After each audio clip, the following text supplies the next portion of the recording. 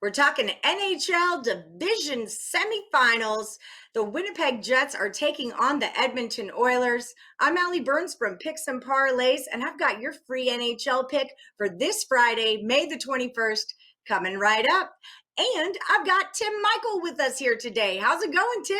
It's going great, Allie. We're at the best time of the year. We're at playoffs. We're looking good. We're having fun, and we're enjoying the games right now. Well, that's all we can do, right? It's sports. We forget about that sometimes when we're handicapping them. It's supposed to be fun. So I'm seeing the Oilers at a minus 160 here. They're the favorite at home, and I've got a total of 5.5. So what are we rolling with on this one? So, Allie, the first thing that comes to me here looking at this game is, of course, the upset there in game one. I don't think many had Winnipeg, and I don't think many expected a really defensive affair either. Now, it's hard not to think that Edmonton won't win game two, but now that price is almost 20 cents higher than in game one. So I'm not really able to recommend playing Edmonton here at that price. And I also don't want to suggest to play them on the puck line where the Oilers would have to win by 2 goals to win the bet. Instead, though, Allie, I'm going to concentrate on the total. But unlike game one's lopsided result, I expect a much more competitive game here, but one with a lot more pucks finding the back of the net for sure. The Oilers only managed 1 goal in game one, but they still averaged 3.27 goals per game, which ranks them 7th in the league. And the Oilers' defense isn't anything to write home about. It allows 2.73 goals per game, which is only 12th. And the Jets, well, they exposed that weak defense with 4 goals of their own in game one. Now, given 2 of those goals were empty netters at the end of the game, but they got themselves into the position to get those goals. Now, Winnipeg, they averaged 3.04 goals per game, and it concedes 2.71.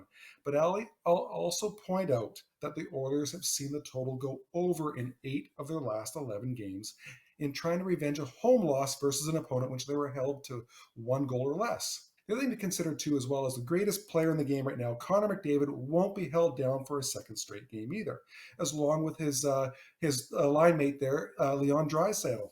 The Oilers' offense is just too dynamic, and I believe we'll see a dramatically different Edmonton team this time around. That's my read here on this one, Allie. My strongest play is going to be on the over in game two.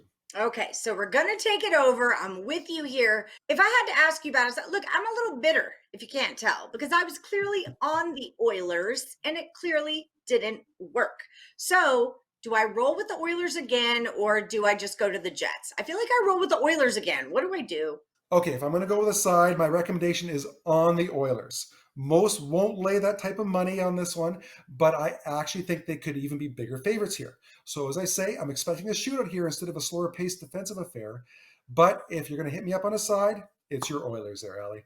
All right, well, let's see him do it. Minus 140 is kind of my money line limit, but a minus 160 isn't so bad for the better team at home. I don't hate it, but I'm definitely going to roll with your number one pick. We're going to take the Oilers over 5.5 goals. Don't forget to like, subscribe, and push that bell for notifications.